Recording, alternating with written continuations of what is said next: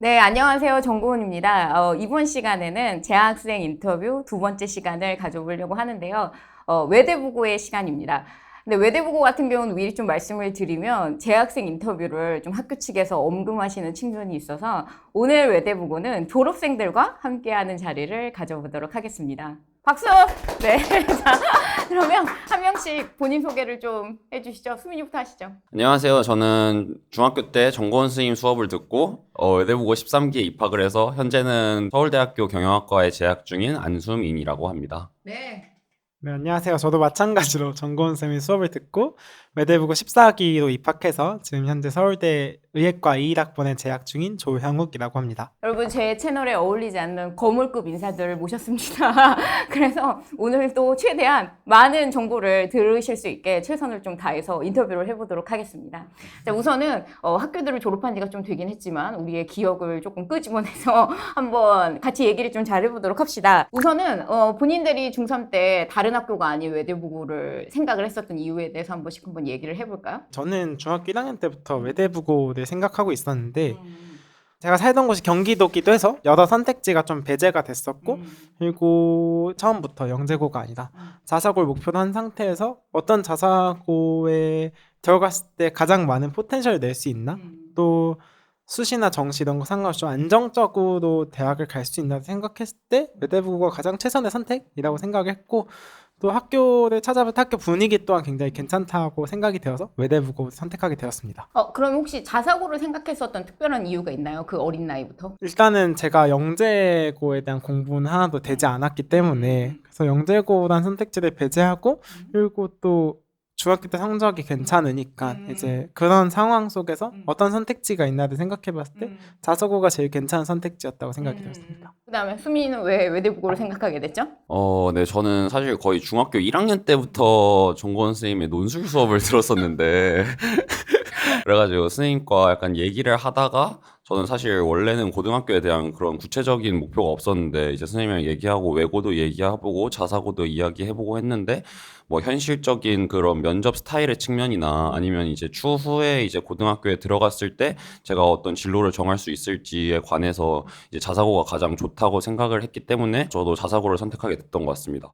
그 중에서 이제 외대부고를 특별히 선택하게 됐던 이유는 학교의 실적이 일단 그때도 굉장히 너무 좋았고 그래서 그게 가장 매력적으로 당연히 느껴졌던 것 같고 그리고 그것만으로는 이제 확신이 없을 때 학교에 있는 그런 커리큘럼들이나 학교에서 제공해주는 프로그램에서 굉장히 큰 매력을 느꼈고 가장 큰 게 작용했던 건 사실 이제 학교 설명회를 간 다음에 이제 학교를 한번 방문했었는데 그때 중학교 3학년이라는 어린 나이에 그 고등학교가 너무 좋아 보이게 느껴져가지고 네, 고등학교가 너무 일단 넓고 기숙사도 너무 좋고 시설도 너무 좋고 그래가지고 그냥 한번 거기 딱 발을 들인 순간 난 여기 와야겠다라는 생각을 했던 것 같습니다. 맞아요. 그래서 사실 저 같은 경우는 재학생들한테 지원하는 학교가 있으면 설명회를 한번 꼭 가보라고 말씀을 드리는 게 확실히 가게 됐을 때 우리가 이제 막연하게 생각했을 때랑은 좀 다르게 굉장히 임팩트를 느끼는 경우들이 많기 때문에 설명회를 가시는 건 올해부터 좀 추천을 드릴게요. 그다음에 이제 두 번째 질문 같은 경우 사실 가장 많이 궁금해하는 입학 전에 선행을 어느 정도까지 했는지에 대해서 사실 지원하는 경우들은 제일 궁금해 하시잖아요. 저의 경우를 말씀드리면은 많이 했죠, 사실. 영웅이는 약간 많이 했어요. 보편적이지는 않지만. 수학과 같은 경우에는 고3 수학 모의고사를 풀었을 때 92점 정도가 나오는 수준의 공부를 했고 과학과 같은 경우에는 정말 다른 학생들보다 적게 한 편이에요 오히려. 그래서 화학 1만 정말 열심히 했고 다른 과탐 과목은 거의 안 했다고. 그러니까 물론 했죠. 우리 했는데 안 했다. 수학도 했는데 안 했다. 그거 있잖아요. 분명히 어머니는 수학원을 했다고 주장하는데 안 했다. 약간 그런 느낌으로 이제 다른 과탐을 다뤘다 정도로 생각하시면 될 것 같아요. 그럼 혹시 화원을 하고 들어간 이유가 있었나요, 그때? 보통 이제 중학교 때 뭐 하겠어요? 물리원, 화학원 하잖아요. 근데 물리원이 너무 재미가 없었어요. 그래서 화학원이나 하고 중3 때 영어 수능 수업을 들었는데 근데 거기서 이제 수능의 매력을 깨우친 거죠. 이거 너무 재밌다 생각이 들어서 정말 특이하죠? 수능 공부가 일반 그냥 문제보다 훨씬 더 조금 재밌다라는 생각을 영어에서 느끼게 돼서 그래서 이게 수능 문제가 생각보다 다르구나. 내가 여태껏 풀었던 문제집의 문제들과는 다르구나 느껴서 화원 같은 경우에 약간 수능 문제에 틱하게 공부를 하기도 했고 수학 같은 경우도 수능 틱하게 공부를 했던 것 같아요. 이게 핵심적인 게 뭐냐 하면은 결국에 여러 과목을 건드리고 가는 것보다 하나를 집중적으로 파서 가는 게 되게 중요하다는 생각이 들어요. 그래서 수학 같은 경우도 할 거면은 정말 수능 레벨까지 다룰 수 있을 정도로 문제를 풀어가야 되고, 과학 같은 경우도 할 거면은 그 수준까지 다뤄야지. 아니면은 어차피 외대부고나 다른 자사고 진학을 해서 내신 시험을 봤을 때 걸리는 시간들이 결국엔 똑같아요.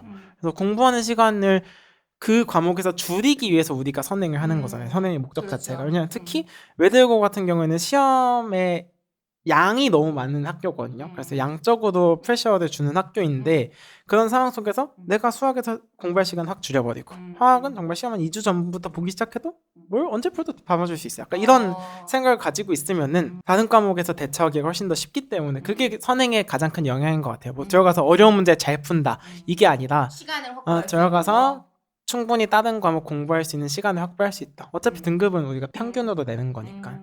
제가 조금 더 언급하고 싶은 게 저희 때랑 너무 달라요. 그러니까 저희 때가 이과 트리가 가장 빡셌을 때, 그러니까 외대부고 자연과학 트리가 제일 빡셌을 때여서 물화생 원을 한 학기에 다 나가고 그런 상황이었으니까 과탐이 한 과목이라도 돼 있어야 된다는 거지. 사실 지금은 두 과목 한 학기에 나가고 두 과목 한 학기에 나가고 그렇게 해서가지고 솔직히 너무 편하다고 생각해요. 아 그래요? 지금도 제가 생각들은 자기 빡세다 하던데.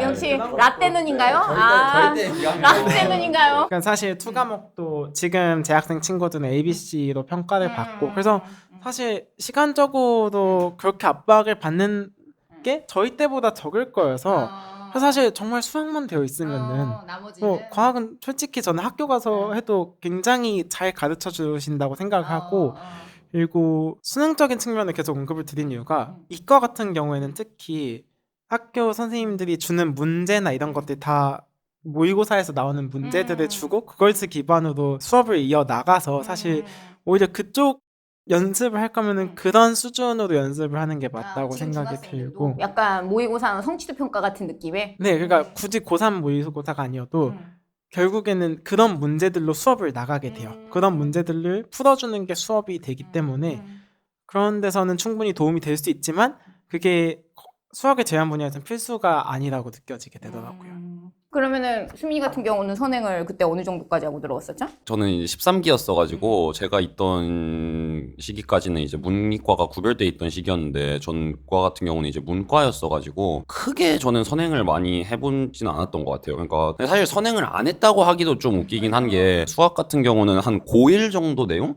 그 정도 다룰 수 있을 정도까지만 했었고 나머지에 있어서는 선행을 거의 안 했던 것 같은데 근데 그래서 본인이 네. 약간 들어가고 고생을 좀 했다고 생각하나요? 아니면 영향을 크게 미치지 않았다고 생각하나요? 제가 공부할 당시에는 큰 영향이 없었던 것 같아요. 왜냐하면 그러니까 수학은 제가 좀 했는데 아침 수학을 하는 게 되게 다행이었다고 생각을 하는 게 문이과 구별돼 있을 때도 마찬가지고 지금 통합형도 마찬가지고 어차피 수학에서 경쟁력을 가지는 게 뭐 시수도 크고 그냥 그 공부하는 측면에 있어서 시간도 굉장히 줄일 수 있고, 왜냐하면 수학은 돼 있는 사람하고 안 돼 있는 사람하고 그 시험 기간만으로 메꿀 수 없는 차이도 있거든요, 사실.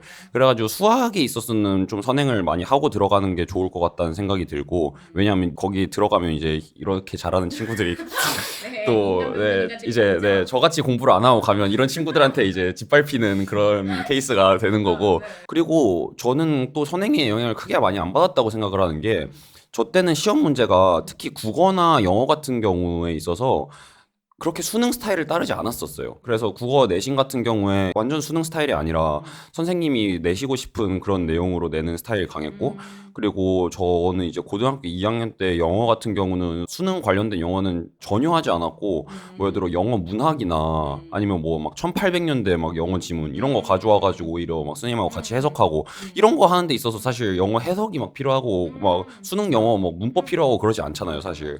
근데 저 같은 경우에는 사실 원래 약간 영어를 좀 잘하는 편이라고 생각을 했기 때문에 실제로 약간 미국에서 좀 살다 오기도 했고, 그래가지고 저는 영어에 있어서는 선행 아닌 선행을 어떻게 보면 하긴 한 거죠. 그런 여러 가지 측면에서 봤을 때 수학은 일단 좀 선행이 필요하고 영어는 좀 회화 쪽 위주로 영어 자체를 하는 데 있어서 능숙한 그 정도로 하면 좋을 것 같다라는 생각을 합니다. 근데 지금 사실 외대부고 같은 경우는 재학생들 얘기가 확실히 외부 자료 같은 걸 많이 이용해서 수민이 말대로 어떤 특정 파트까지 선행을 뽑는다기보다 아직도 약간 그런 느낌으로 문학 작품도 많이 사용하고 그래서 선행에 관련돼서는 지금 재학생들도 얘기들이 좀 분분하더라고요. 근데 공통적으로 얘기가 나오는 건 이제 수학이죠. 수학 같은 경우는 사실 어느 정도 해놨을 때 형욱이 말대로도 시간을 확보할 수도 있고 아무래도 적응하는데 조금 도움이 될 수 있으니까 그 부분은 조금 알고 계셔 주시면 될 것 같고요. 그 다음에 이제 생활적인 부분에 대한 얘기를 좀 넘어가서